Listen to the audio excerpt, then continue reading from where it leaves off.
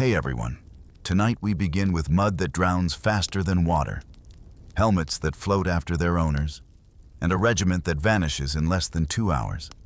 Passchendaele was not a battlefield so much as a hungry swamp. Rifles choked, tanks froze, shells died hissing in soup, and faces of the dead stared up from the ground like warnings no one could obey. The staff called it an offensive. The soldiers called it hell. This isn't the neat trench war Hollywood loves. It's rain every day. Duck boards like tight ropes over bottomless pits. Barbed wire that eats flesh, and orders that say, advance, even when the earth itself pulls you under. 3 months, hundreds of thousands of casualties, 12 kilometers to show for it, and a lifetime of nightmares. So, before you get comfortable, like and subscribe, and tell me what time is it where you are. You're in Belgium, July 31st, 1917. The good news is your regiment has been chosen to lead. Artillery has smashed the first 2 German lines, and the way to the ridge looks open. The bad news is the rain has already turned the ground to glue. The guns can't be dragged forward. The tanks are stuck, and the machine guns at St. Julien and Maison Debout are waiting. In roughly 120 minutes, most of your mates will be gone. You stand with them, your breath misting in the cool morning air of July 31st, 1917. Before you, the Steenbeek, a small stream, flows quietly. The sky above is a canvas of soft grays, promising rain. But for now, there is only a profound stillness. The ground beneath your worn boots is already yielding, a damp, clinging earth that whispers of what is to come. You feel the slight tremor in the earth, the distant thrum of your own artillery, a low, guttural rumble that has been shaking the world for hours. It's a sound that has become a constant companion, a deep pulse beneath the surface of everything.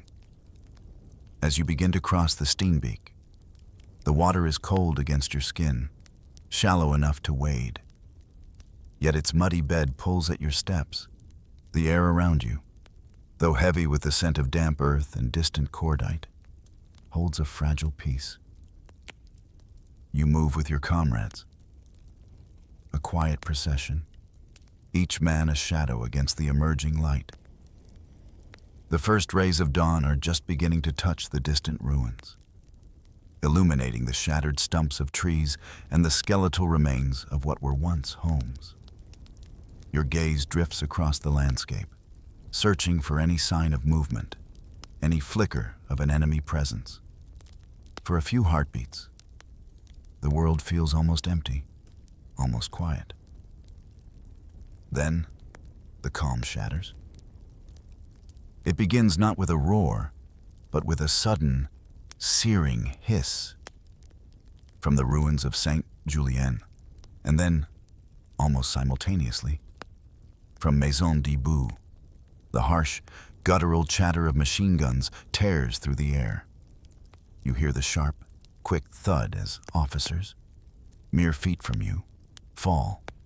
Helmets, once symbols of protection, now seem to absorb the impact, then roll gently into the mud, a silent testament to lives extinguished in an instant. The sound is not loud in a jarring way, but rather a chilling, rhythmic percussion that seems to echo through the very marrow of your bones. Your senses heighten. You see the desperate lunge of men towards the barbed wire, a desperate attempt to find cover, to advance. But the wire is a cruel, unyielding snare. Bodies become entangled, caught in its merciless embrace, frozen in positions of struggle. The fabric of their uniforms, then the flesh beneath. Tears with a soft, ripping sound, a whisper of fabric giving way. As some fall, others, driven by a primal need to push forward, fall atop them, adding to the silent tableau of sacrifice. The ground, already slick, becomes a treacherous mirror reflecting the pale sky, and soon, the deepening red of the earth. The minutes tick by, each one a lifetime. The morning is barely underway, yet the transformation is complete. The regiment that began with over 600 souls, a living, breathing tide of humanity, is now a scattering of survivors. Barely 60 remain. Their faces grimed with mud and a quiet understanding of the swift, brutal arithmetic of war. You watch as Chaplain Edgar Popham, a figure of calm strength, moves through the incessant gunfire. His movements are slow, deliberate, as he drags the few wounded back from the immediate line of fire. His actions are not rushed, but methodical, a quiet defiance of the chaos. And then, you see John Goodwin and Bill Taylor. They stop, turn, and with a silent nod, begin to lay down a covering fire, their rifles spitting faint pulses of light into the gloom. There is no panicked shout, no desperate plea, only a quiet, resolute understanding in their posture. You know, with a profound and heavy certainty, that they are choosing to remain, to ensure that even a few others might find their way back to safety. By noon, as the rain begins to fall, a soft, steady drizzle, the 1st Hertfordshire Regiment has ceased to exist as a fighting force. The world grows quiet again, save for the patter of raindrops hitting the waterlogged earth. A gentle drumbeat over the stillness. The rain, once a gentle drizzle, becomes a constant companion, a deep, pervasive presence. For all of August, it falls, a relentless curtain of gray, allowing only 3 brief days of respite. You feel it on your skin, soaking into your clothes, turning the very air into a damp, heavy blanket. The world around you slowly transforms, consumed by an encroaching, insatiable bog. The once distinct features of the landscape blur, dissolving into a monotonous, soupy expanse.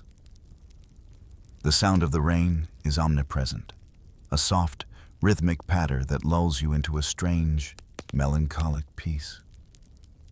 Even amidst the deepening despair, the shell craters, vast and numerous, fill with an insidious, brown liquid. They become gaping, muddy mouths, silently waiting. You hear the faint, muffled cries of wounded men, caught in these watery traps.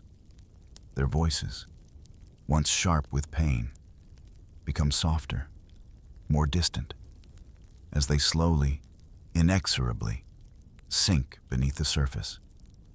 You see their helmets, bobbing for a time on the surface of the putrid water, like lonely buoys marking a tragic descent. And then, they too disappear, leaving only the slow, quiet ripple of the water. There is a terrible serenity in this, a quiet horror that sinks deeper than any sound could convey.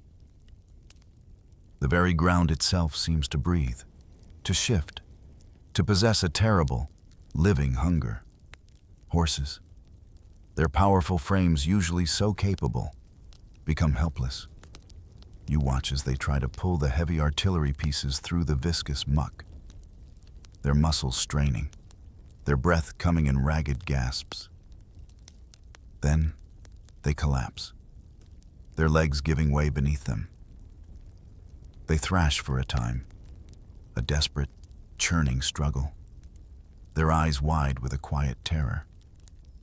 The sounds they make are not loud, but soft, guttural groans, fading into the sucking embrace of the mud.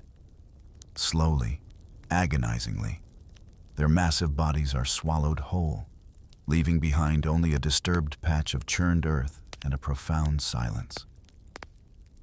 The grand, heavy artillery pieces, those thunderous voices of the battlefield, also succumb. They sink slowly, their massive wheels swallowed by the mire, rendering them utterly immobile. They become silent, rusting hulks, half-submerged monuments to a battle that defied the machines of war. You learn to navigate this treacherous landscape by instinct.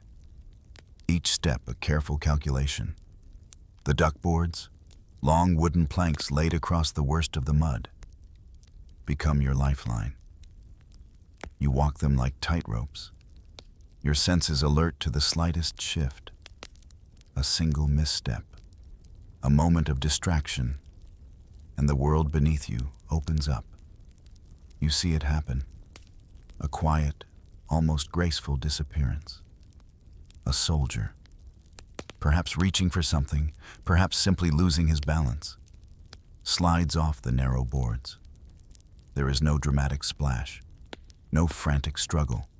Instead, the mud rises, silently, steadily, engulfing him. One moment, he is there, a solid form.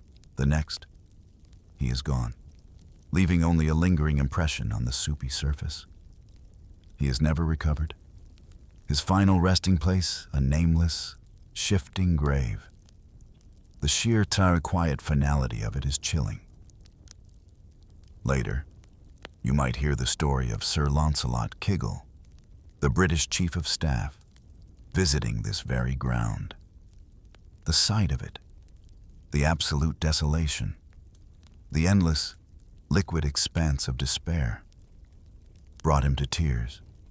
His voice, perhaps, was barely a whisper when he uttered those words, a question directed at no one and everyone. Good God, did we really send men to fight in that? The question hangs in the damp air, a quiet echo of a truth that the mud itself seems to hum, a low, sorrowful drone. The ground you tread upon, as you inch forward through this scarred landscape, is no longer merely earth. It is a vast, living cemetery, interwoven with the remnants of those who came before. This is the Polygon Wood, or what remains of it, a place where the dead have become a part of the very soil. The Anzac troops, with their quiet determination, use what they call bite and hold tactics, gaining mere yards at a time. Each step is deliberate, each breath a conscious effort. You move with them, your senses overwhelmed by the profound stillness that lies beneath the surface of the chaos. The air itself is thick, heavy with an almost cloying sweetness, the unforgettable scent of decay. It clings to everything: your uniform, your hair, the inside of your lungs. No matter how deeply you breathe, the smell permeates you, becoming a part of your very being. You see the ground, not as solid earth, but as a macabre carpet. Corpses are everywhere, scattered like forgotten dolls, some partially buried, some grotesquely exposed. Their faces, what remains of them, are often turned upward, staring blankly at the indifferent sky. Some have an eerie grin, their jaws stretched wide by the rigor of death, as if caught in a silent, eternal scream. As you push forward, you witness the quiet, chilling practicality of survival. To dig a trench, to find even a sliver of cover, you must first shovel aside the dead. Limbs, buttocks, and torsos protrude from the soil, pale and unsettling against the dark mud. Each shovelful is a reminder of the fragility of life, the thin veil between being and not being. There is no anger, no panic, just a grim, quiet resignation as you clear a space, making room among the fallen for the living. The metallic clang of the shovel against bone is a quiet, rhythmic sound, a mournful chime in this desolate place. The days blend into weeks, each one a slow, grinding progression through this charnel landscape. You are always aware of the unseen presence of the dead beneath your feet, around you, above you.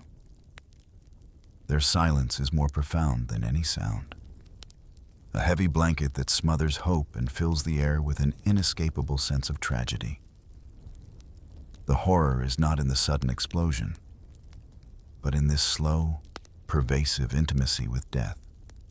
It seeps into your thoughts, colors your dreams, becomes the quiet backdrop to every moment.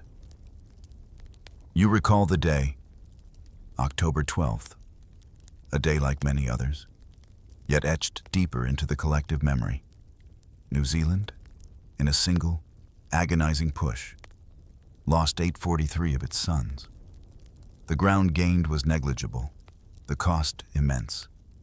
The cold, hard numbers are whispered, almost inaudibly, among the survivors, each casualty a quiet echo in the vast, empty spaces. You might remember the words of one soldier, scribbled in a quiet moment of reflection, his hand perhaps trembling from the cold and the constant, gnawing presence of what he had seen. He wrote, simply, "We marched in an open graveyard. The dead became part of the mud. Horror was everywhere." His words resonate, a quiet truth that settles deep within you. This is not a battlefield in the traditional sense, but a crucible, a landscape of profound and quiet sorrow, where the very earth holds the memories of the fallen. The gentle wind that occasionally stirs the air carries with it the ghosts of sighs, a perpetual, mournful whisper across the vast, open grave. And still, you move, one deliberate step after another, through the quiet, unsettling presence of the living cemetery. While the mud of Passchendaele consumed all, beyond its suffocating embrace, the world shifted on its axis, each tremor subtly influencing the desolate landscape where you stood. You would hear whispers, hushed rumors carried on the wind or delivered in terse, clipped tones by weary messengers. Russia, that vast, enigmatic empire to the east, was collapsing, its people in a state of turmoil, its armies unraveling like threadbare cloth. The weight of this news, though distant, pressed down, signaling a weakening on the Eastern Front, allowing German forces to shift their focus westward, towards you. France, a close ally, was in the grip of a silent, agonizing mutiny. Not a rebellion of open revolt, but a weariness that seeped into the very soul of its soldiers. A quiet refusal to die in futile charges. Their spirit, once so vibrant, was dimmed, exhausted by years of bloodshed. Italy, too, was faltering, its campaigns proving costly and inconclusive. Each piece of news, delivered in a low murmur, underscored a growing isolation. It was as if the great powers of the world were slowly withdrawing their light, leaving Britain, your home, standing in an ever-deepening twilight. Across the vast, churning Atlantic, the German U-boats, silent predators of the deep, were sinking record tonnage of Allied shipping. The supply lines, those vital arteries that fed the war machine, were being choked. Every lost cargo ship meant less food, less ammunition, less hope. You felt the subtle pressure of this, even in the heart of the mud, a quiet tightening of the world's grip. And America, that sleeping giant across the ocean, was not yet truly ready. Its vast potential lay dormant, its entry into the war still too recent to make a significant difference on the muddy fields of Flanders. It seemed, then, that Britain stood alone, a solitary island against a rising tide. In this crucible of desperation, Field Marshal Douglas Haig, the calm, resolute figure at the top, made a colossal gamble.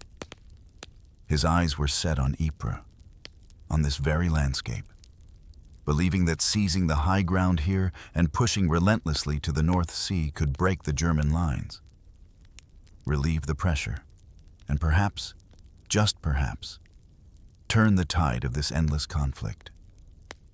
It was a strategy born of necessity, a roll of the dice in a game where the stakes were measured in lives. You tried to imagine the strategic maps, the red and blue lines, the arrows pointing to your position. For Haig, this desolate swamp was not a tomb, but a tactical opportunity, a crucial piece in a grand, terrifying chess game. His resolve, even if distant, was the unseen force that kept the machine grinding forward, pushing men into the mud. You heard the quiet debates among the officers, the hushed arguments over the feasibility of such an offensive, the endless discussions about the land itself, its hidden dangers, its unyielding nature. This wider context, though you rarely saw it directly, flowed beneath the surface of your daily existence. A deep, silent current. It was the reason you were here. The reason for the relentless rain, the bottomless mud, the continuous sacrifice. It was the weight of empires, the desperation of nations, all converging on this one terrible point in time. The world was a canvas of shadows and desperate gambles, and you, a small figure in a vast, muddy landscape, were living out the quiet, agonizing consequences of those distant decisions. And so, the world beyond remained. A distant hum, a low, constant reminder of the immense pressures that shaped your immediate, terrifying reality.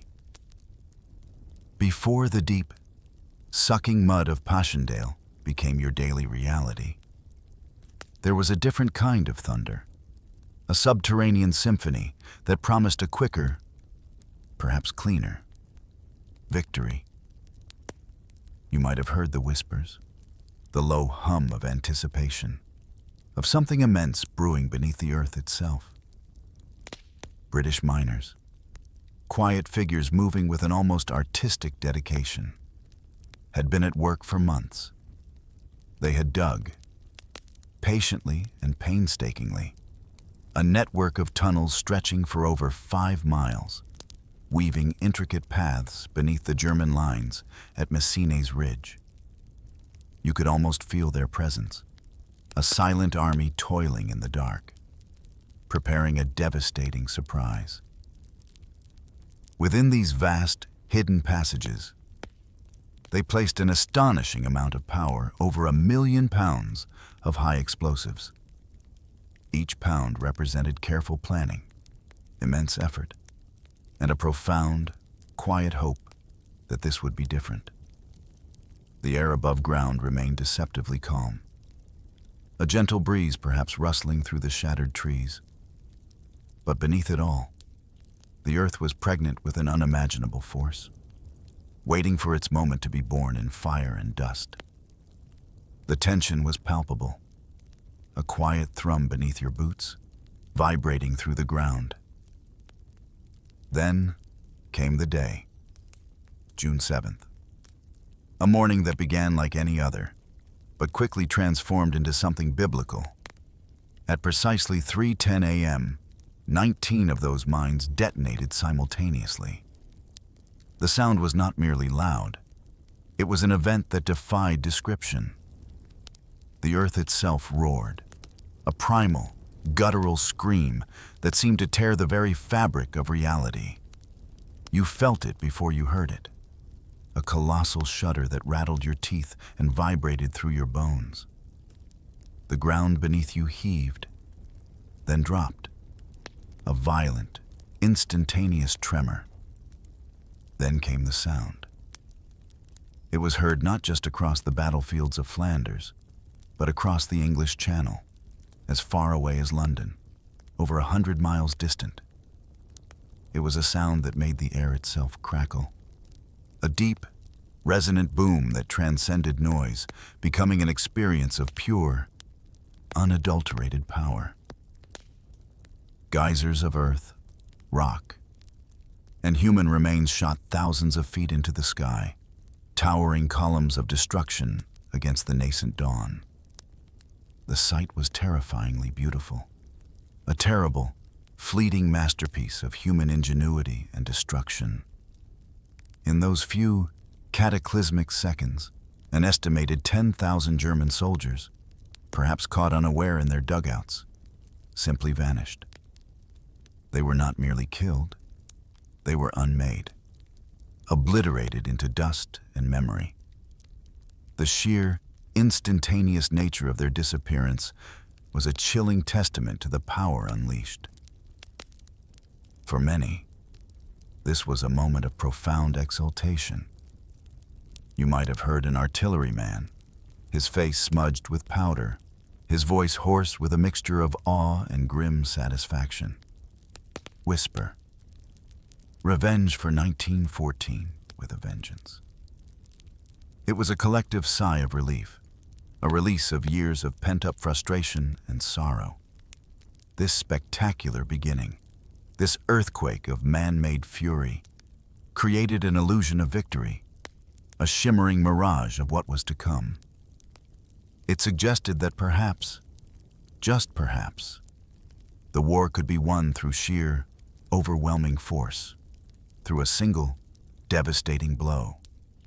The ground, now ripped open into vast, smoking craters that glowed with a hellish light, felt like a clean slate, purged by fire. But this was merely the prelude, a powerful overture to a much longer, far more agonizing symphony of mud and blood. The quiet promise of Messines Ridge, born of earth-shattering power, would soon dissolve into the soft, insidious embrace of the Passchendaele mire. And in its quiet wake, the real battle would begin. The echo of Messines Ridge, that brief, exhilarating roar, quickly faded into the dull, pervasive thud of the new reality. July 31st dawned, the day the grand offensive was truly launched, and the air around you vibrated with a different kind of intensity. This was not the precise, surgical strike of the mines, but a vast, grinding assault. Over 4.3 million shells, a staggering, incomprehensible number, were fired in a relentless, continuous barrage. The sky became a canvas of blinding flashes and the air a constant, deafening roar. Each shell screamed overhead, a metallic shriek that burrowed into your ears, then exploded with a concussive force that shook the very ground you stood upon. You, along with thousands upon thousands of others, were part of the British infantry storming Pilkem Ridge. The initial push, amidst the chaos and the smoke, seemed to hold a fleeting promise of success. You saw men advancing, moving with a grim determination, pushing past the churned earth and the shattered remnants of the enemy's first lines. There was a brief, almost hopeful, surge forward, a fleeting sense that perhaps, this time, the breakthrough was truly possible. The objectives were clear, the orders concise, and for a few hours, the momentum felt unstoppable. But then, as if the very heavens conspired against you, the torrential rain began. Not a gentle shower, but a relentless, hammering downpour that quickly turned the pulverized battlefield into an unimaginable quagmire. The ground, already softened by weeks of lesser rains, rapidly became a viscous, clinging glue. The craters filled, transforming into deadly pools. The advances, once so promising, began to dissolve into chaos. Artillery, meant to support the advancing infantry, sank into the mud, its wheels mired, its thunderous voice silenced. Machine guns became choked, their mechanisms jammed by the relentless onslaught of mud and water. By nightfall, as the gray light receded and the darkness deepened, the true cost became painfully clear. The figures, whispered from one weary man to another, solidified into a grim total 27,000 British casualties. Each number represented a life, a family, a future extinguished in the mud. The initial successes were utterly eclipsed by the catastrophic reality of the day. The battlefield became a silent, sprawling graveyard, dotted with the quiet forms of the fallen. Their faces turned to the indifferent sky, washed clean by the rain. You might have seen him, or someone like him, a young private named Percy Buck. In a quiet moment amidst the deepening gloom, before the final, desperate push, or perhaps after being hit, he pulled out a small, faded photograph from his pocket. It was a picture of his wife and their infant son, their faces smiling, a stark contrast to the grim reality that surrounded him. With trembling hands, he scrawled a few words on the back, a quiet, heartfelt plea. Whoever finds this, please return it to my wife. This small, private act of a man facing the inevitable, searching for a way to connect with the world he was leaving behind, spoke volumes. It was a quiet testament to the human spirit, a thread of hope and love woven into the tapestry of despair.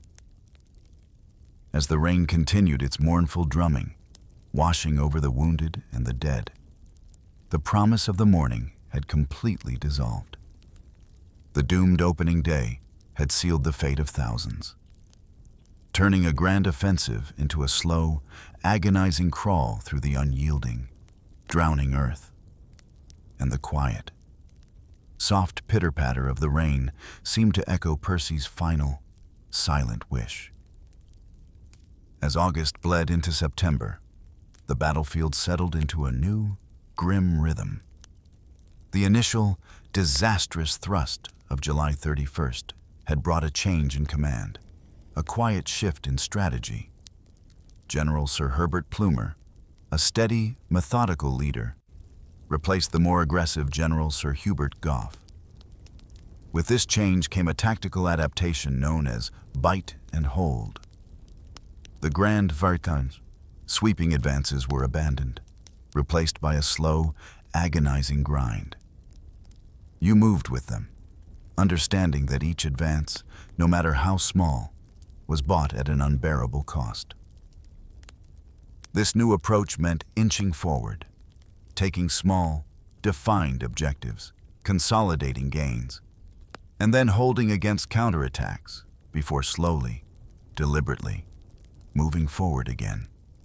It was a relentless, soul-crushing process. Each gain of a few yards, a mere fraction of a mile, cost battalions of men. The landscape transformed into a vast, open wound, constantly being torn and resown. The air, heavy with the persistent scent of mud and decay, now also carried the metallic tang of newly disturbed earth, perpetually churned by shelling. The rhythm of your days became a monotonous cycle of brief, terrifying pushes and then endless, muddy waiting. The sounds of distant shell fire were constant, a low, guttural murmur that vibrated through the ground, becoming an almost comforting, if grim, heartbeat. You learned to read the ground, to anticipate the sucking embrace of the mud, to find the brief moments of respite in the waterlogged shell holes. But even these shell holes, once offering a fragile sanctuary, became symbols of the immense sacrifice. A quiet understanding settled upon the men, a grim calculus of casualty. You heard it whispered among your comrades, a phrase that encapsulated the brutal reality: every shell hole cost the price of a company.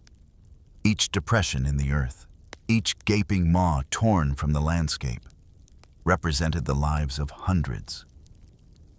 It was a sobering thought, a quiet weight that pressed down on your spirit. The earth itself seemed to embody this cost. Each ripple in the mud, each displaced stone, a silent monument to the fallen. The sensory world was muted by the pervasive mud and the constant gray sky. Colors were leached from the landscape, leaving only shades of brown, gray, and the occasional, shocking red. The sounds of the battlefield became muffled, absorbed by the thick, wet earth. Even the screams of the wounded seemed to be swallowed, becoming faint, distant echoes. The stillness that followed each barrage was profound, a heavy, waiting silence, punctuated only by the soft, rhythmic drips of water from your helmet, or the almost imperceptible shiver of a cold wind. The bite and hold was effective in its slow, methodical way, but it was also a slow, methodical grinder of men. You saw the same faces day after day, etched with a deepening weariness, a quiet resolve. The conversations were sparse, often about simple things: a remembered meal, a warm bed, the quiet beauty of a distant field. These small fragments of memory were like delicate flowers blooming in the barren landscape, fragile and precious. The bloody September grind continued, a relentless, quiet test of endurance, etching its indelible mark on the landscape and on the souls of those who fought within its suffocating embrace. As the autumn chill began to settle into the bones of Flanders, another formidable force stepped into the heart of the Passchendaele, the Canadian Corps. Their commander, General Arthur Currie, a man known for his meticulous planning and quiet conviction, had studied the ground, observed the conditions, and made a grim prediction. He foresaw a cost of 16,000 casualties for his men to capture the objective. A staggering number. You felt the weight of this prediction, a silent acknowledgement of the price that would be paid. And, with a chilling precision, he would be proven right. The Canadians, known for their quiet resilience and formidable fighting spirit, attacked the Passchendaele Ridge not once, but 4 separate times. Each assault was an odyssey through the freezing, clinging mud. You would watch them, or be among them, as they slogged forward, their movements heavy and deliberate, each step a struggle against the sucking earth. The landscape was a broken, pitted expanse, dominated by the hulking, concrete pillboxes, German strongholds that seemed to rise like silent, impervious monsters from the mud. These were not mere obstacles. They were fortified fortresses, spitting fire and demanding a terrible price for every inch of ground. The battles for these pillboxes were brutal, intimate struggles, fought often at close quarters. You could hear the shouts, the muffled explosions of grenades, the clatter of rifles, all softened by the all-consuming mud. The air itself seemed to vibrate with the sheer effort, the unyielding determination. Sometimes, the only way forward was to charge directly into the face of machine gun fire, knowing that the cost would be immense. The stillness of the mud after each push was profound, broken only by the quiet cries of the wounded and the distant, mournful whistle of the wind. A quiet memory might surface, shared by a soldier named Donald Fraser. He recalled waking one morning beneath the chilling weight of a dead horse, its vast, silent bulk pressing down upon him. His face, he remembered, was peppered with searing, hot fragments, remnants of a nearby explosion. This small, visceral detail paints a picture of the constant, intimate proximity to death and destruction. The random brutality of the shelling, the quiet terror of finding oneself beneath the silent weight of a fallen beast, all contributed to the pervasive, soul-altering experience of Passchendaele. Finally, on November 6th, after weeks of relentless, agonizing effort, the Canadians achieved their objective. Passchendaele village, once a small, peaceful Belgian settlement, was captured. But what they found was not a triumphant prize, but a pile of rubble. A desolate wasteland of shattered brick and splintered wood. There was no strategic value left, no intact buildings, no discernible features. It was a victory, yes, but a victory over utter destruction, a hollow triumph in a landscape of despair. The ground was littered with the evidence of the tremendous cost, the silent testament to the thousands of lives traded for this mound of ruined earth. The cold, precise calculation of General Currie had been chillingly accurate. The Canadian Corps, through their quiet, tenacious ordeal, had paid the full price. The mud had demanded its due, and the Canadians, with their quiet courage, had delivered the victory, however empty it might have felt. The air, even after the fighting had subsided, seemed to hold the echoes of their struggle, a quiet, lingering hum of their sacrifice in the depths of the Passchendaele mire. As the final, exhausting pushes wound down, and the mud began its slow, relentless reassertion over the landscape, the time came for the terrible accounting. The numbers, though cold and impersonal on paper, represented an unimaginable depth of human suffering, a quiet echo of every lost breath, every whispered prayer. For the British and the Empire forces, the vast tapestry of nations woven together in this conflict, the casualty figures soared to approximately 275,000. Each number was a life, a story, a universe extinguished in the mire. This count included those killed, wounded, missing, or taken prisoner. A vast and silent multitude swallowed by the war. Across the desolate stretches of no man's land, the German army too paid a devastating price. Their losses, though slightly lower, were still staggering, estimated between 200,000 and 220,000 casualties. They faced the same mud, the same incessant rain, the same relentless artillery. Their quiet struggles mirrored those on the Allied side, a testament to the indiscriminate hunger of this particular battle. The ground beneath your feet had absorbed the lifeblood of nearly 500,000 souls, a silent testament to the scale of the horror. And for all this immense sacrifice, for all the human ingenuity and courage poured into this one offensive, what was gained? A mere 12 kilometers of ground, which translates to roughly 7.5 miles. Imagine walking that distance on a clear, sunny day, a pleasant stroll. Now imagine it bought with the blood and anguish of hundreds of thousands. The physical distance gained was pitifully small, a cruel joke played by the landscape itself. The silence that follows the revelation of this number is perhaps the most profound, a heavy, echoing void. Passchendaele, therefore became more than just a battle. It became a symbol. It stood for the war's profound futility, the crushing, inescapable sense of meaninglessness that permeated every shell hole, every stretch of barbed wire.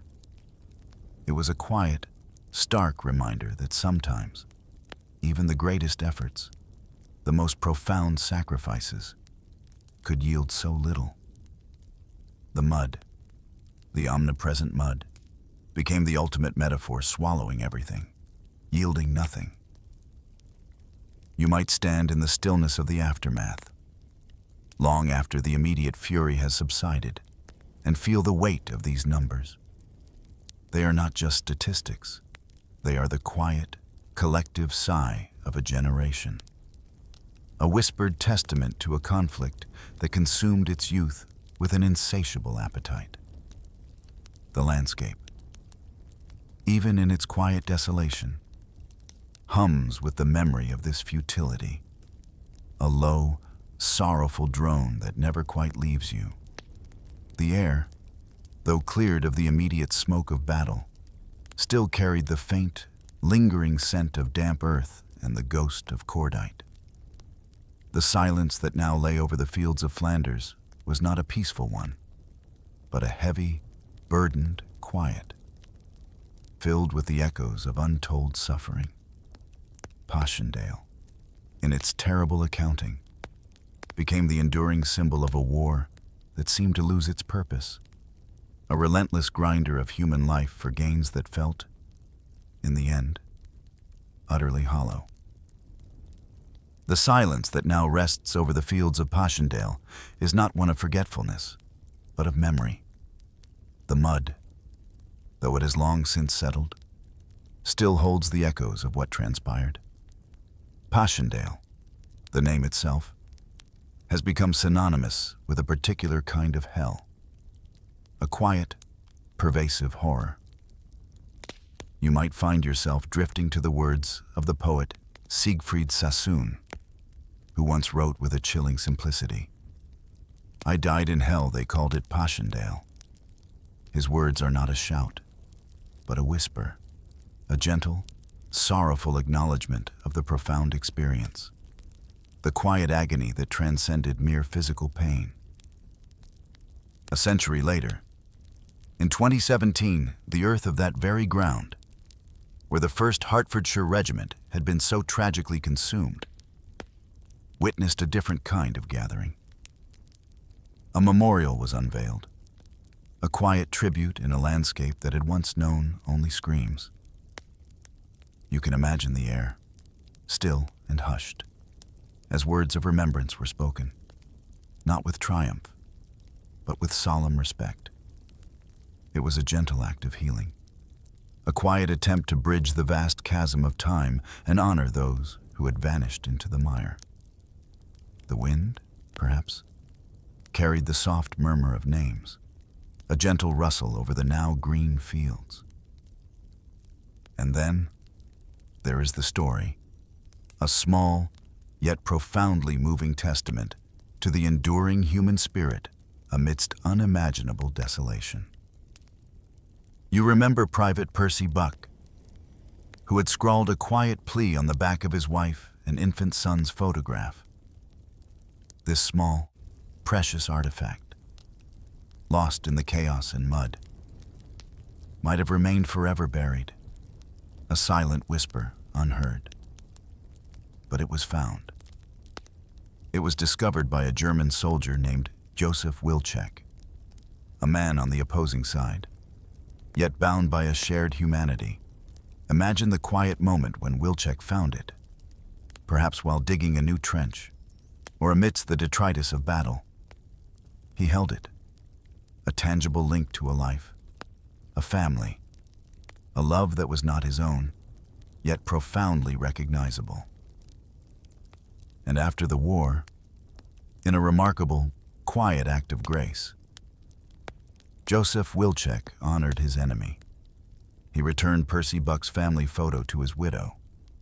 This simple, profound gesture transcends the lines of conflict, speaking to a deeper connection, a shared understanding of loss and the quiet longing for home.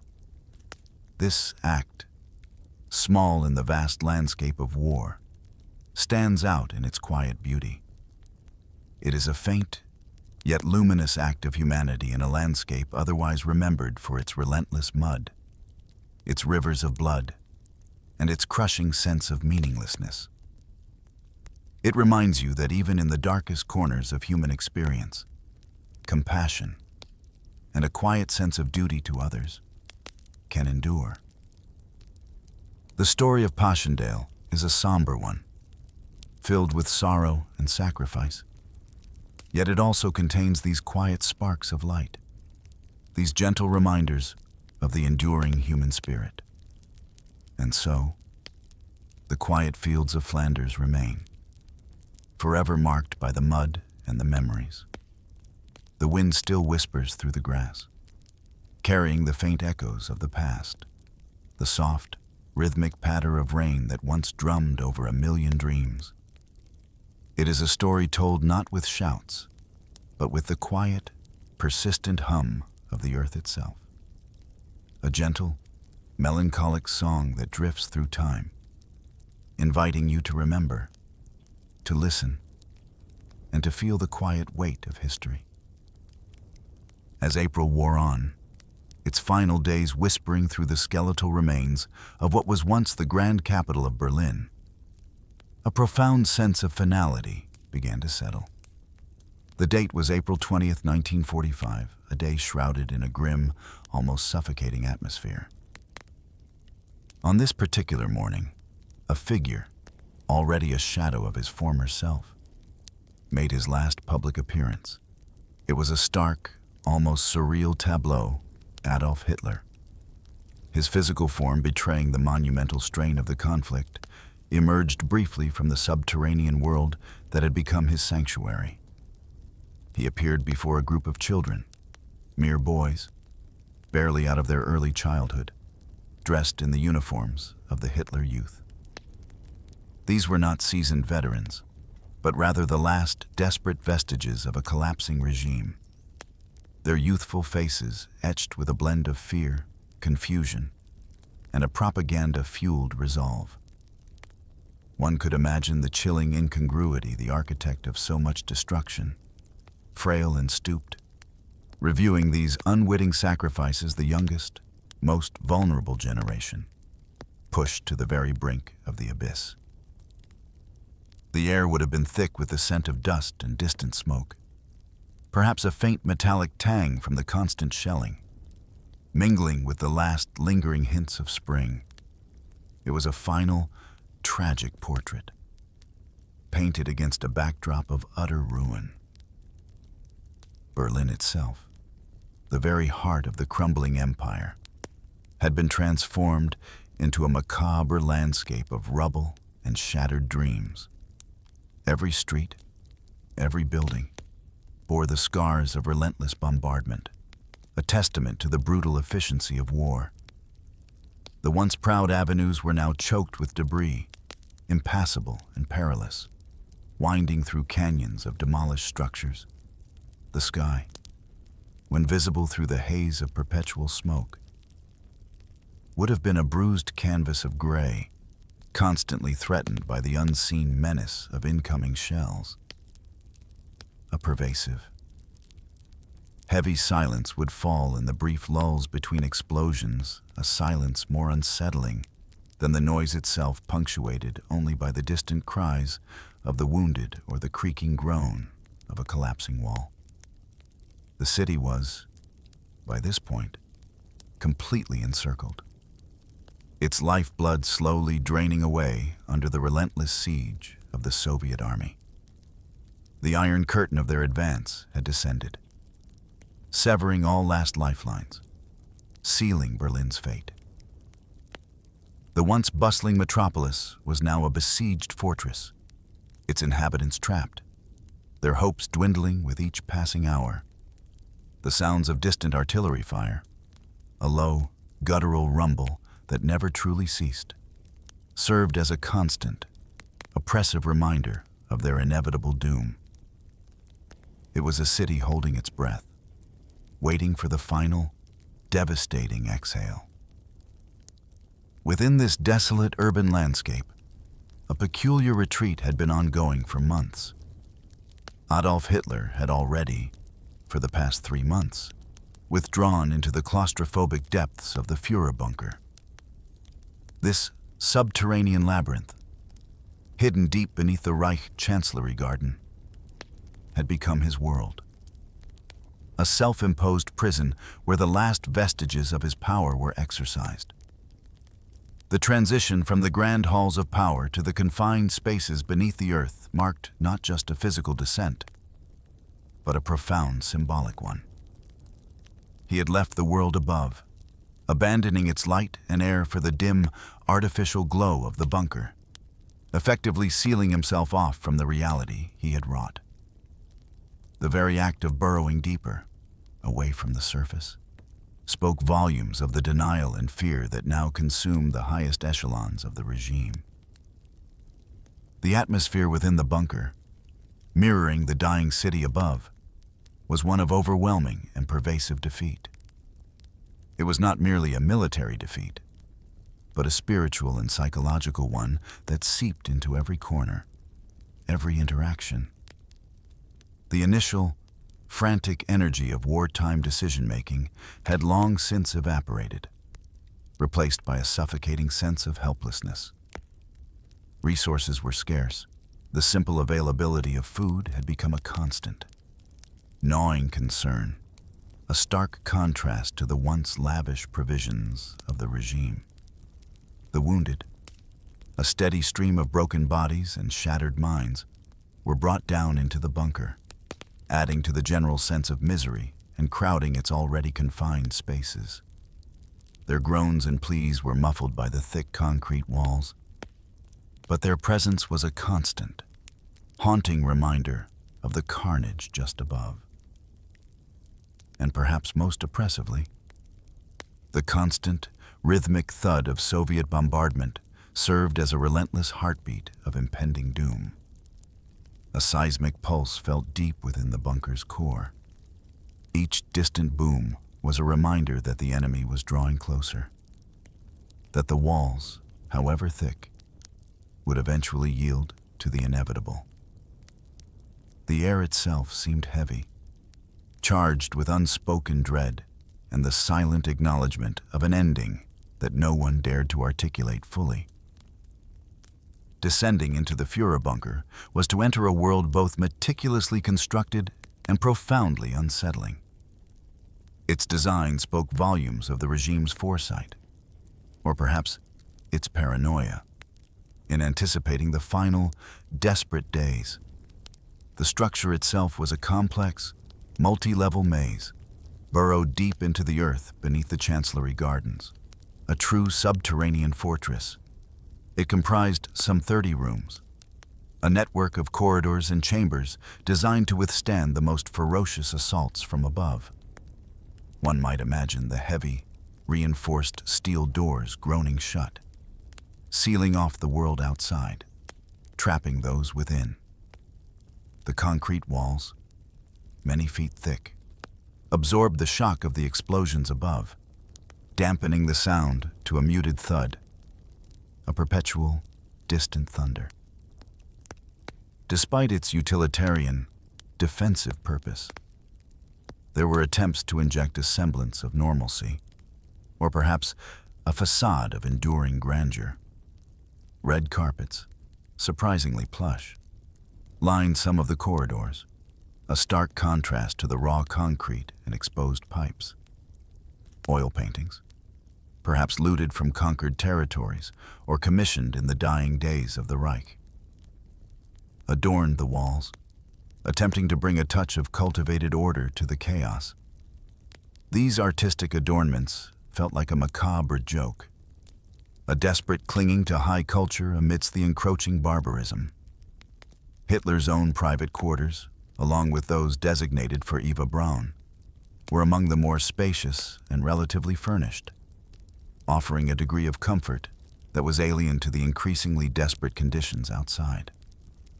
Here, in these secluded rooms, an illusion of control and normalcy could be maintained, at least for a time, sheltered from the raw reality of the war. Yet, this carefully constructed comfort was perpetually undermined by an overwhelming sense of suffocation. The air quality was abysmal, thick with the pervasive, sickening stench of diesel fumes from the generator that powered the bunker a constant, acrid reminder of their artificial existence. This smell clung to everything: clothing, hair, the very fabric of one's being. A smell that would forever be etched into the memory of those who survived. Coupled with this was the incessant, droning noise of the pumps, ceaselessly working to keep the groundwater at bay. A monotonous, mechanical heartbeat that underscored the claustrophobia. It was a constant, low thrum, a sound that became so woven into the fabric of daily life that one hardly noticed it, until the rare moments it ceased, leaving an unnerving silence. The bunker was also perpetually overcrowded, a hodgepodge of military staff, personal aides, secretaries, doctors, and a retinue of loyalists who had nowhere else to go. Every available space was crammed, every corridor bustling with nervous energy, every room a testament to the collapse of order. The constant close proximity bred tension, frustration, and an even deeper sense of being trapped. Within these oppressive confines, a bizarre cast of characters played out the final act. Joseph Goebbels, the Reich Minister of Propaganda, remained fiercely loyal. His small frame a vessel for fanatical devotion and manipulative rhetoric. Martin Bormann, Hitler's ruthless private secretary, a shadow figure of immense, quiet power, managed the internal affairs, his presence a constant, watchful one. The secretaries, young women like Traudl Junge, served as the chroniclers of this strange, final epic, their typewriters clicking softly, capturing the last pronouncements, the last whispers of a dying regime. Generals, their uniforms creased and dusty, their faces haggard, still attended strategy meetings, though the strategies themselves grew increasingly fantastical. Doctors moved through the bunker, their medical bags a stark reminder of the physical and psychological toll. Each individual, caught in this grim theater, carried their own burden of fear, denial, or a perverse sense of duty. And perhaps most profoundly, the atmosphere within the bunker was one of profound, almost pathological, denial. It was a collective delusion, a refusal to acknowledge the inevitable, even as the walls literally shook around them, while some, the more pragmatic, quietly prepared for death, making their final arrangements.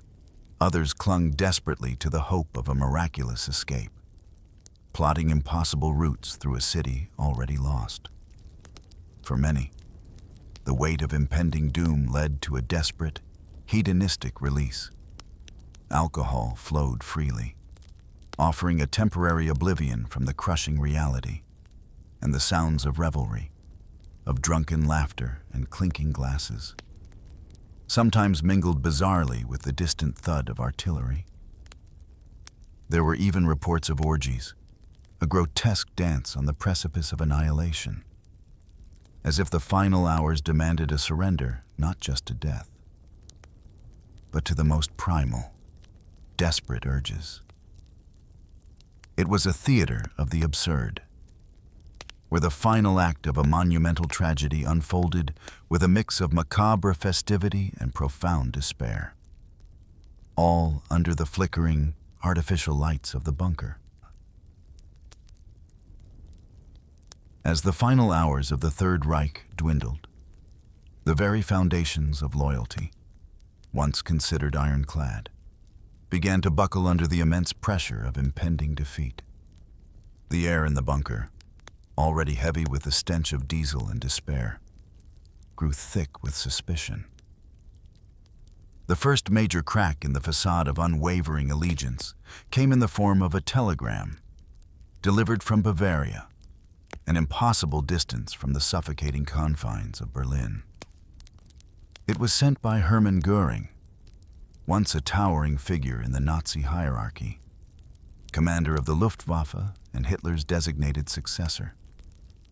His message, perhaps conceived out of a desperate attempt to salvage something from the ruins, or perhaps a genuine belief that Hitler was no longer capable, offered to take over leadership. He suggested that if Hitler was incapacitated and unable to govern from Berlin, he would assume control, as per a previous decree. This seemingly logical proposition, however, was filtered through the increasingly warped lens of Hitler's mind, which was by now consumed by a profound and all-encompassing paranoia.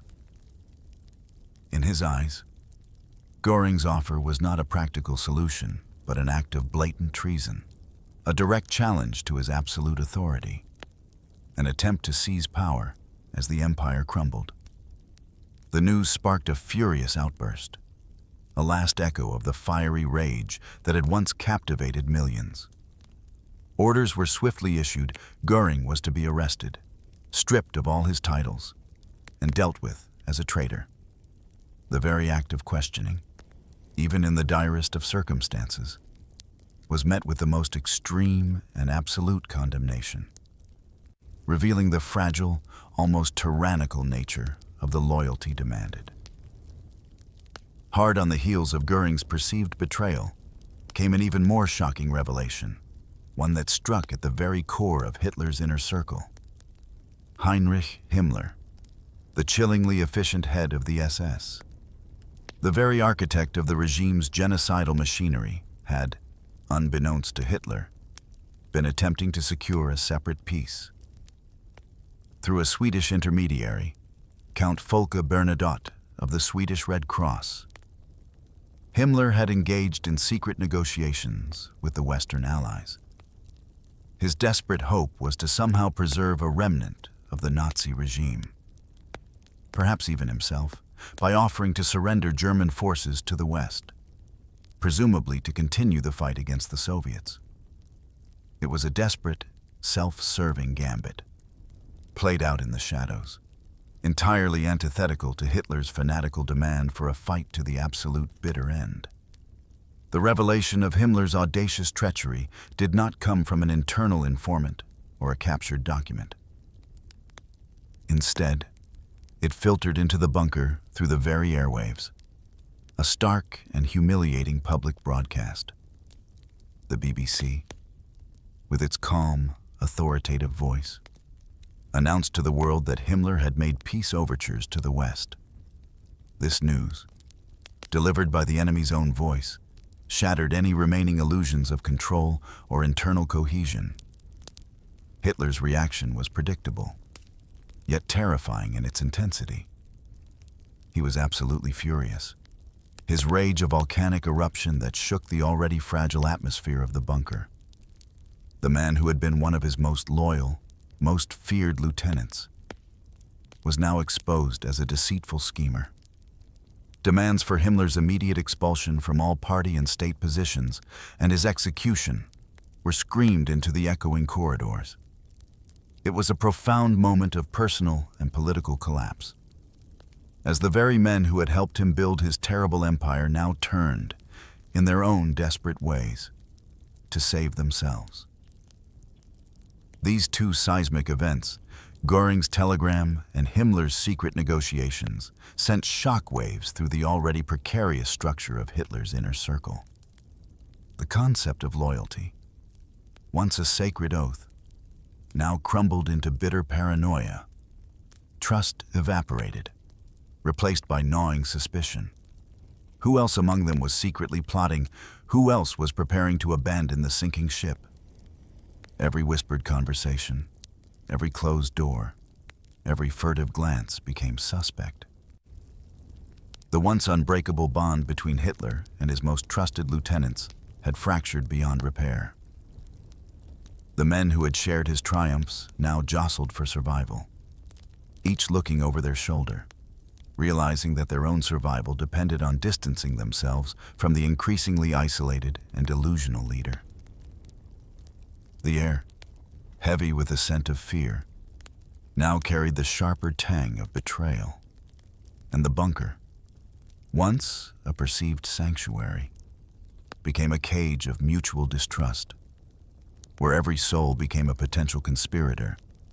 And the end of the Third Reich was not just a military defeat, but a complete moral and personal disintegration. As the clock crept past midnight on April 29, 1945, a solemn and almost surreal scene unfolded within the depths of the Führer bunker.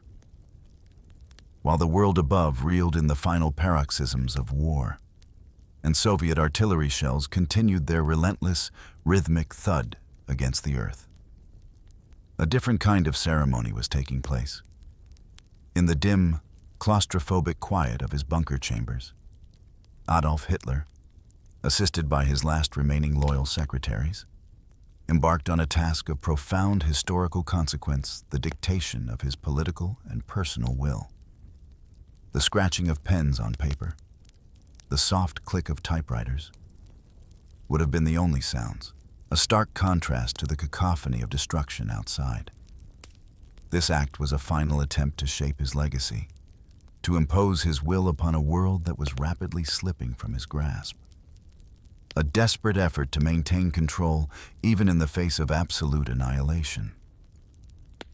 In this chilling document, a testament to his unyielding paranoia and his refusal to acknowledge his own responsibility for the catastrophe, Hitler officially declared both Hermann Göring and Heinrich Himmler as traitors. Their names, once synonymous with power and unquestioning obedience, were now etched in his final words as betrayers, stripped of all rank and authority.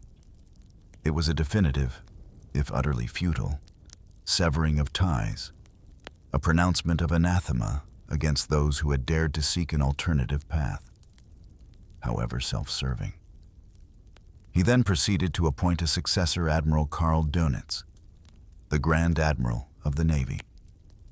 This choice, bypassing the more obvious figures in the army or party, was perhaps an indication of his disdain for the land forces he felt had failed him, or a desperate hope that a naval leader, less tainted by the failures of Berlin, might somehow salvage something. Regardless, it was a decision made in utter isolation, destined to be largely irrelevant in the face of the imminent collapse. But the night of April 29th was not solely dedicated to matters of state and succession. In a bizarre, almost unbelievable turn, amidst the despair and the approaching doom, Hitler made another startling announcement, his intention to marry Eva Braun that very same night. For years, their relationship had been a closely guarded secret, Eva serving as his devoted companion, kept largely out of the public eye. Now, in the face of death, he chose to legitimize their bond, a final, poignant, and profoundly strange gesture. It was as if, having orchestrated the end of an empire, he sought to create a small, private beginning, a moment of personal triumph, however fleeting, before the final curtain fell. The wedding ceremony itself would have been a macabre affair, conducted by a minor city official hastily summoned to the bunker. The participants, a small gathering of the last loyalists, Goebbels and Bormann, serving as witnesses, would have stood in the cramped confines, the air heavy with unspoken dread. As part of the solemn oath, both Hitler and Eva Braun had to declare their Aryan descent, a final, grotesque adherence to the racist ideology that had fueled so much destruction. The wedding rings, a chilling detail, were reportedly stolen from the vast caches of plunder taken from murdered Jews. Imagine the cold, hard glint of gold, imbued with such unspeakable suffering, now adorning the hands of the very architects of that suffering, in a desperate attempt at a private union. The irony, the profound horror of such a detail in the dying moments of the regime would have been lost on the participants, consumed as they were by their own twisted realities. Following the brief, understated ceremony, a small reception was held, champagne was served, a stark contrast to the usual austerity, an attempt to infuse a celebratory air into an event overshadowed by annihilation. Hitler, famously a teetotaler, reluctantly partook of wine, a rare concession to the moment. For Eva Braun, it was, by all accounts, her moment of happiness. After years in the shadows, her devotion unacknowledged publicly, she was finally elevated, in her own eyes, to the status of a legitimate wife. One can almost picture her, perhaps for a brief flicker, genuinely content, oblivious, or perhaps willfully blind, to the horror unfolding just outside the bunker walls, and indeed, within its very depths. This final desperate attempt at normalcy, at joy, amidst such overwhelming darkness, paints a tragic and deeply disturbing portrait of the human capacity for denial, even as the world around them burned to ashes. Amidst the swirling currents of paranoia, betrayal, and the desperate acts of a dying regime, a truly heartbreaking subplot unfolded deep within the Führer bunker. A week prior to the fateful events of late April, a small, innocent contingent had arrived, the 6 children of Joseph and Magda Goebbels. Their names, beginning with the letter H: Helga, Hilda, Helmut, Hulda, Hedda, and Haida, were a chilling echo of their parents' fanatical devotion. They ranged in age from a bright-eyed 4-year-old to a pre-teen of 12, their young lives entirely shaped by the warped ideology of their parents. Their arrival in the underground bunker would have been a bewildering experience, a sudden removal from the relative familiarity of their home to this cramped, artificial world, filled with the muffled thuds of war. Their parents, perhaps in a twisted act of love or a final, grotesque demonstration of loyalty to Hitler, had brought them here under a cruel deception. The children were told they were there to celebrate final victory. Imagine the bright, hopeful eyes of these children, fed a narrative of impending triumph, perhaps imagining banners, parades, and joyful celebrations, while the reality was one of imminent defeat and utter annihilation. They were, in essence, hostages to their parents' fanaticism, brought into the very epicenter of the impending storm. The bunker, with its limited space and grim purpose, became their final playground, their last schoolroom. Despite the prevailing scarcity that gripped Berlin and the bunker's own dwindling general provisions, the Goebbels children seemed to enjoy a strange, temporary abundance. Their parents, perhaps hoarding for this very purpose, ensured they had access to chocolate, sweets, and other treats, items that had become luxuries for the starving population above ground. This brief, false idyll, a bubble of childhood innocence amidst the madness, would have provided a stark contrast to the despair of the adults. One can imagine their small hands clutching candies, their laughter echoing briefly in the sterile corridors, a sound almost unbearably poignant against the backdrop of the constant, distant rumble of artillery. They played games, told stories, and for a short while, lived in a world protected by their parents' lies, unaware of the horrific fate that awaited them. But beneath the surface of this feigned normalcy, Magda Goebbels was preparing for the unthinkable.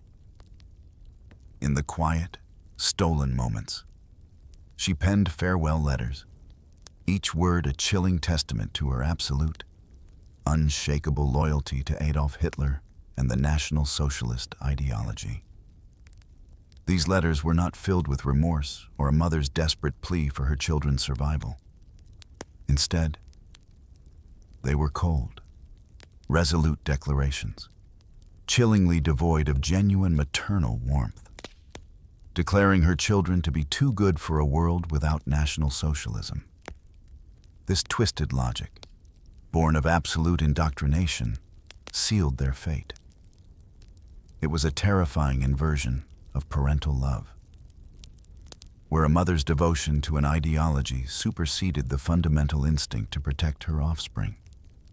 One can only imagine the desperate inner torment, if any, that played out in her mind as she wrote these words, or if her conviction was so absolute that no doubt touched her.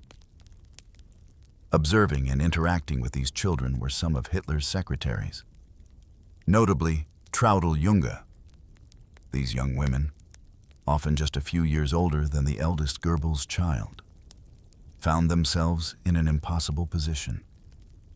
They cared for the children, played with them, and attempted to provide a semblance of comfort and normalcy, even as they themselves grappled with the terrifying reality of their situation.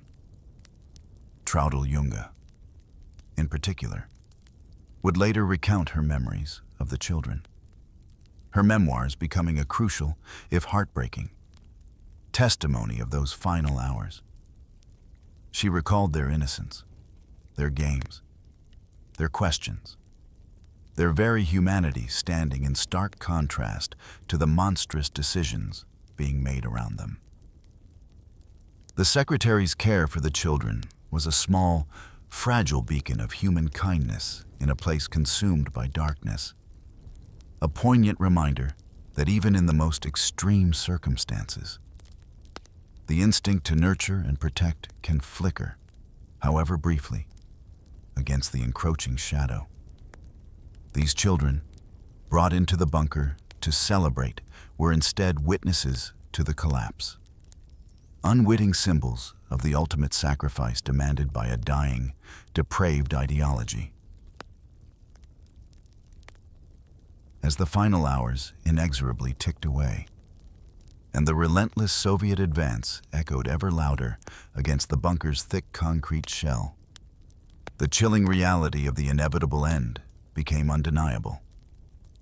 For Adolf Hitler, a man who had orchestrated the deaths of millions with clinical detachment, the contemplation of his own demise became a strangely practical, almost clinical, discussion.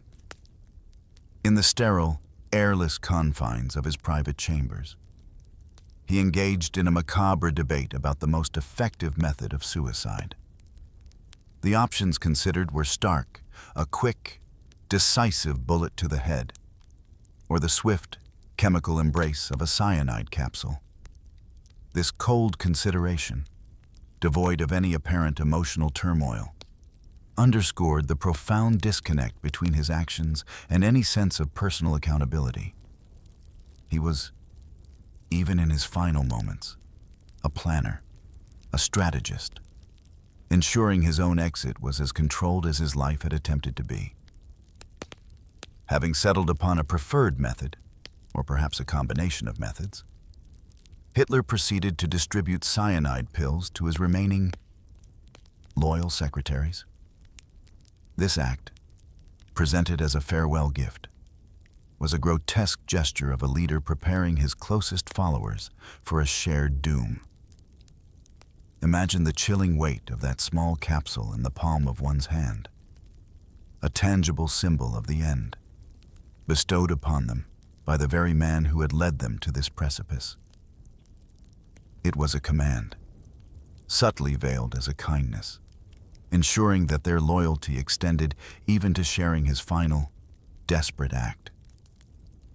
For these young women, their lives once filled with the mundane tasks of dictation and correspondence, this final gift was a terrifying inheritance, a grim promise of what lay ahead.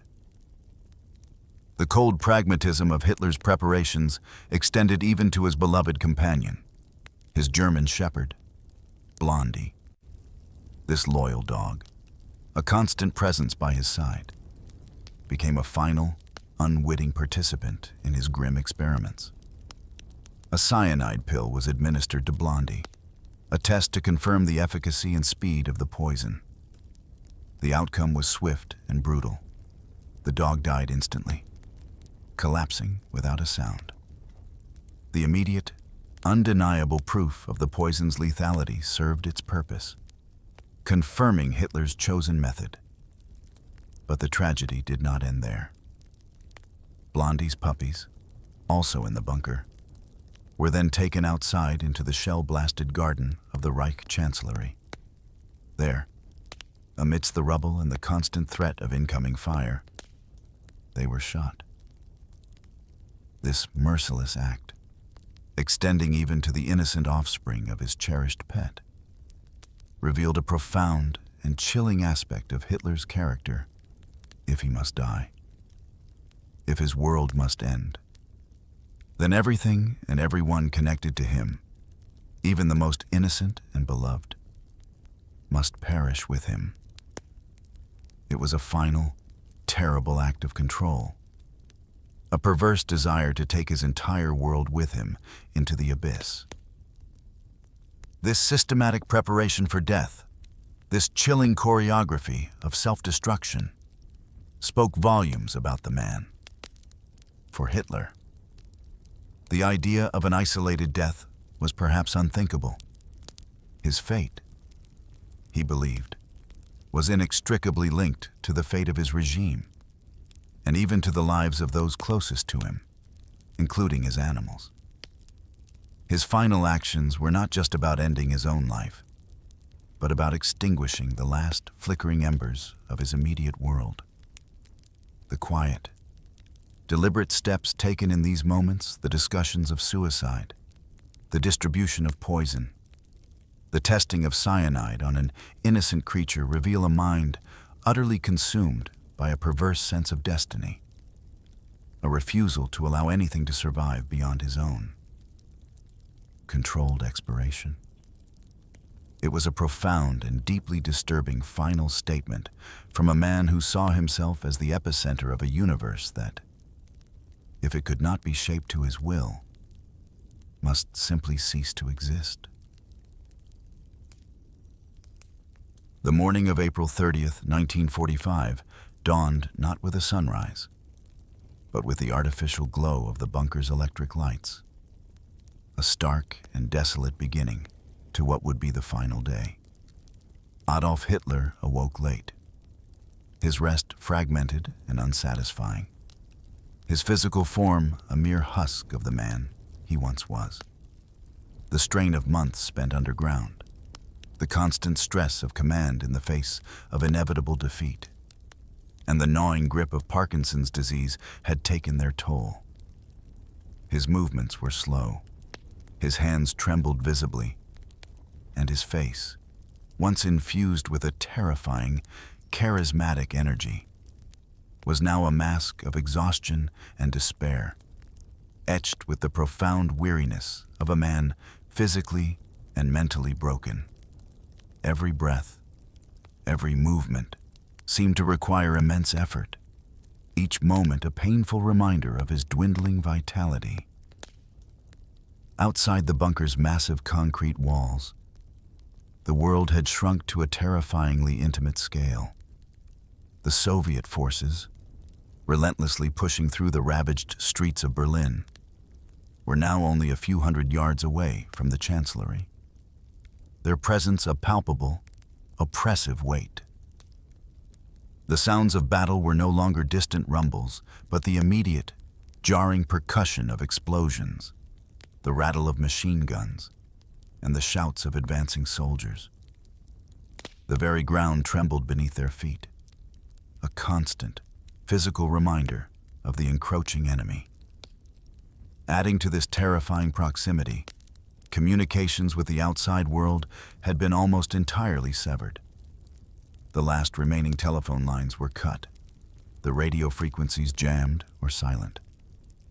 The bunker was an island, isolated and deafened, adrift in a sea of chaos, its inhabitants entirely cut off from any reliable news or hope of external assistance. Yet, even in this profound isolation, with the enemy literally at his doorstep, Hitler clung desperately to a phantom hope. He continued to speak of General Wenck's non-existent relief army, a mythical force that would somehow materialize out of the ruins, break the Soviet encirclement, and turn the tide of the war. It was a delusion he propagated not only to his dwindling staff, but perhaps, tragically, even to himself. A final, desperate attempt to escape the crushing reality. His generals, their faces etched with weariness and disbelief, listened in silence, knowing full well that Wenck's forces were either decimated, diverted, or simply did not exist in any meaningful capacity. This clinging to an impossible fantasy underscored the extent of his detachment from reality. A final, tragic testament to his inability to accept defeat. Meanwhile, Eva Braun, with a composure that defied the terrifying circumstances, approached her final hours with an almost serene calm. While Hitler paced and raged, consumed by his delusions, she quietly prepared her final outfit, selecting a dark dress, perhaps one of her favorites, as if dressing for an important, if somber, occasion. She meticulously styled her hair, attending to every detail with a quiet dignity, a silent defiance of the surrounding chaos. One can imagine the soft rustle of fabric, the gentle brush of her hair, in the stark quiet of her bunker room, a small personal ritual performed against the backdrop of global collapse. In a poignant, almost poetic moment, as the final day wore on, Eva Braun briefly ventured outside the bunker's main exit, stepping onto the shell-scarred, debris-strewn ground of the Reich Chancellery Garden.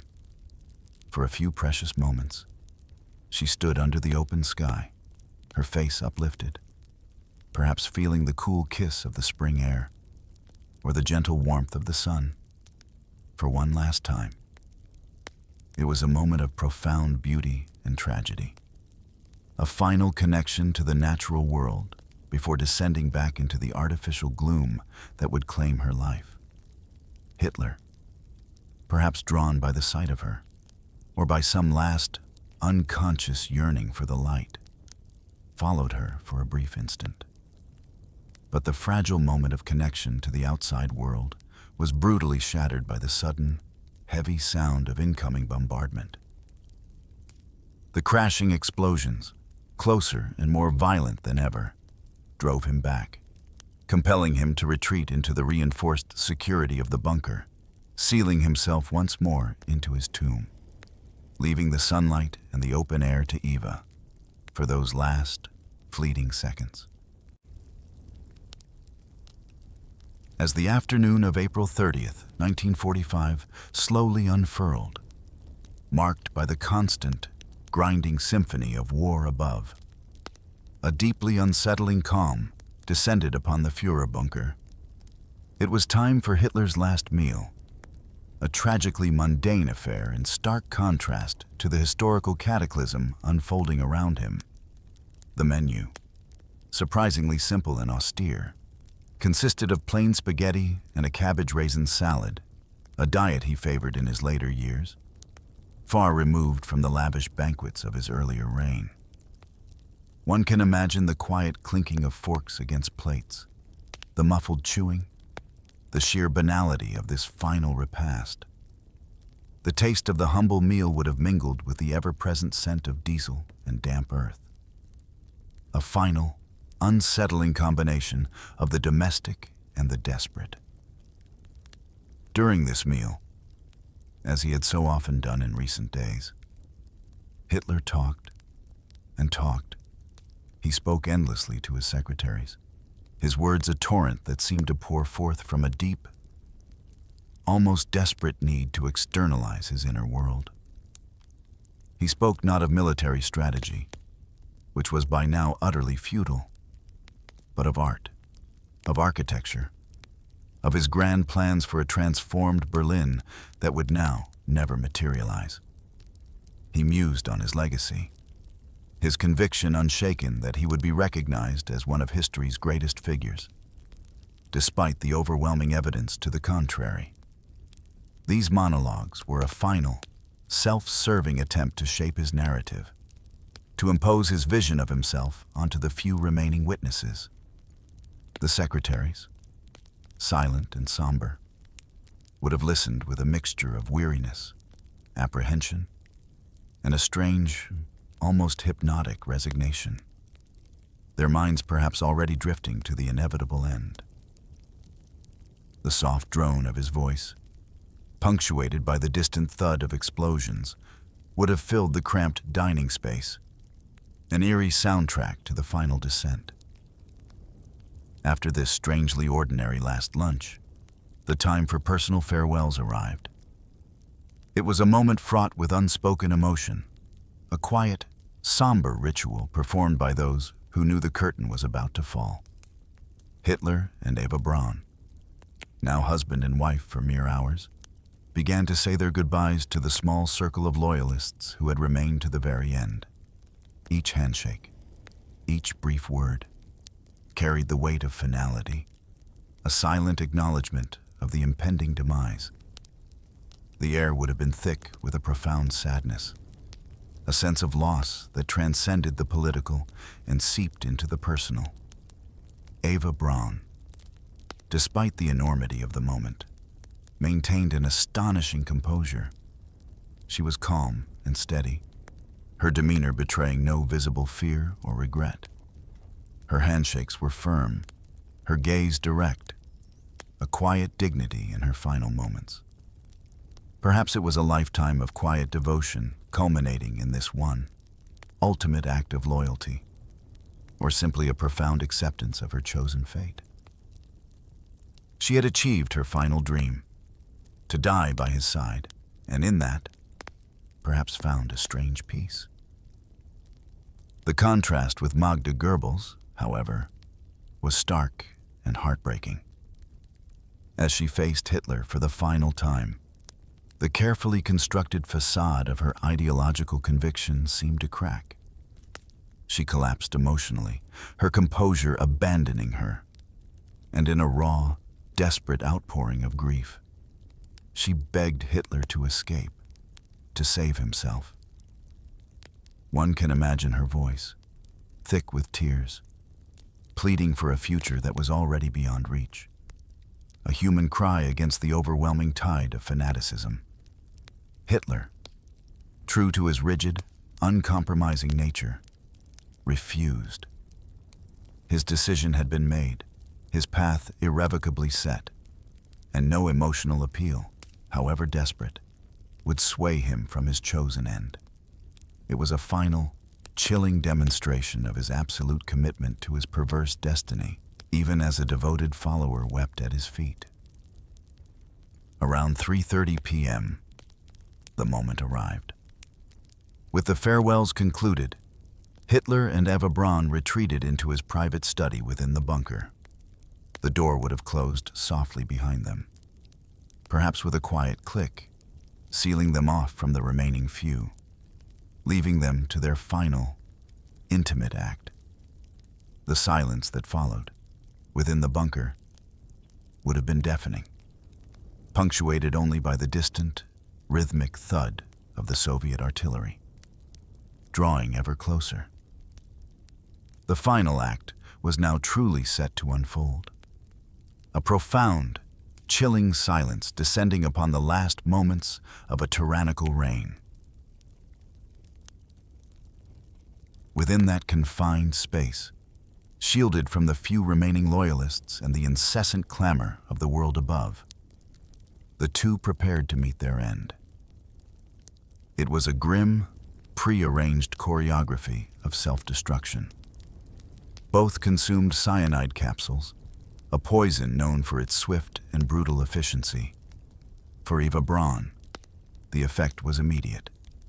She collapsed onto the sofa, her life extinguished in a matter of seconds, her face perhaps reflecting a brief flicker of peace, or simply the swift, chilling embrace of oblivion. She died as she had lived in Hitler's shadow, quietly, devotedly, and utterly consumed by his world. For Hitler, the cyanide was not enough. Perhaps a final, desperate assertion of control, or a fear that the poison might not be swift or absolute enough. Even as the cyanide began its work within his system, traces of which would later be found in his teeth, he added a gunshot to his temple, the sharp, muffled crack of the pistol, a sound that would have cut through the oppressive silence of the bunker, announced the final, irrevocable end of his life. It was a violent, definitive punctuation mark to a life of violence, a final act of self-inflicted destruction in a world he had himself destroyed. The smell of gunpowder, acrid and metallic, would have briefly permeated the air of the small study, mixing with the ever-present diesel fumes and the faint, bitter almond scent of cyanide. And then, silence. A profound, heavy silence, broken only by the distant thrum of war. In the immediate aftermath, the task of disposing of the bodies fell to his most loyal remaining valets. With a grim, almost ritualistic precision, they wrapped the two lifeless forms in gray woolen blankets, preparing them for their final journey. The bodies, now mere husks, were then carried through the bunker's narrow corridors, up the emergency exit, and into the Reich Chancellery Garden. The transition from the artificial, subterranean world of the bunker to the open, yet ravaged, landscape above would have been stark. The garden, once a manicured oasis, was now a desolate, shell-blasted wasteland. Churned earth mingling with debris, the air thick with the smell of smoke and damp earth. The sounds of battle were far more immediate here. The distant thud of artillery, now a jarring cacophony of explosions and small arms fire. Under the gray, war-torn sky, the bodies were laid in a shallow crater, likely one caused by a recent shell. Joseph Goebbels, the Reich Minister of Propaganda, his face grim and resolute, took on the grim task. Petrol, likely siphoned from one of the bunker's last remaining fuel reserves, was liberally drenched over the blanket-wrapped forms, with a final, chilling act. Goebbels then lit the fire. A whoosh of flame, a column of dark smoke rising into the ruined air, marked the cremation. The intense heat would have distorted the forms, consumed the cloth, and reduced the once powerful figures to ash and bone. But even this final, desperate ritual was not allowed to proceed undisturbed. The relentless Soviet shelling, a constant, brutal reminder of the approaching end, intensified, forcing those present to take cover. The cremation, intended as a thorough and complete obliteration, was interrupted. In the face of the renewed bombardment, the remaining handful of loyalists quickly shoveled earth over the burning remains, burying them hastily in the crater. It was a final, ignominious interment, carried out under duress, far removed from the grand mausoleums and monuments of past leaders. What remained were only fragments, charred bones and ashes, irrevocably intertwined with the earth of a ruined garden. A stark and desolate end to a reign of terror. As the final embers of Hitler's funeral pyre glowed in the devastated garden, a chilling resolve settled upon Joseph Goebbels. Despite the overwhelming defeat, the total collapse of the Reich, and the fiery end of his leader, Goebbels refused to surrender. His fanaticism, unyielding to the very last, dictated a path of absolute destruction. He insisted on fighting to the last man, a futile and tragic stance that would ultimately lead to a final, horrific act. He remained in the bunker, clinging to the belief that the struggle, however hopeless, must continue. That same night, as the echoes of Hitler's demise still resonated through the bunker's cold, damp corridors, Magda and Joseph Goebbels carried out their own unspeakable final act. In a desperate, twisted demonstration of loyalty to the ideology that had consumed their lives, they systematically poisoned their 6 innocent children. First, a dose of morphine to sedate them, to ensure they would not resist. And then, the bitter, swift kiss of cyanide. One by one, Helga, Hilda, Helmut, Holda, Hedda, and Haida, the children who had been promised a final victory, were extinguished, their small lives snuffed out in the artificial light of their underground prison. It was an act of profound, almost incomprehensible evil, a parent's ultimate betrayal driven by a monstrous ideology. With their children gone, Magda and Joseph then ascended into the shell-blasted garden, where they too took their own lives, adding their bodies to the growing pile of ruin. A family wiped from the earth by the very forces they had championed. With Hitler and the Goebbels family gone, the remaining bunker staff faced a stark choice: capture or a desperate attempt at escape. Most chose the latter, attempting to slip through the ever-tightening Soviet net in the darkness and chaos of the night. Many were captured, their dreams of freedom shattered, their fates now in the hands of the victorious Red Army. Others, less fortunate, were killed in the desperate dash, cut down by stray bullets or captured by patrols. A few, a very small handful, managed to slip through, becoming ghosts in the ruins, carrying the unspeakable memories of the bunker's final hours into a new, uncertain world. Soon after, the inevitable occurred. The Soviet forces, after weeks of brutal fighting, finally seized Berlin. The hammer and sickle, symbol of the Soviet Union, was raised triumphantly over the shattered dome of the Reichstag. A powerful visual declaration of victory, signaling the absolute end of the Third Reich. Yet, even in victory, there was a peculiar disappointment in Moscow. Joseph Stalin, the Soviet leader, had harbored a personal desire to capture Hitler alive. The news of his suicide, confirmed by the discovery of his remains, left Stalin with a sense of frustrated triumph, the ultimate prize having eluded his grasp. The satisfaction of victory was tinged with the bitterness of a prey that had escaped the final, public humiliation. In the years that followed, the remnants of Hitler and the Goebbels family, originally buried in the crater, became a morbid secret.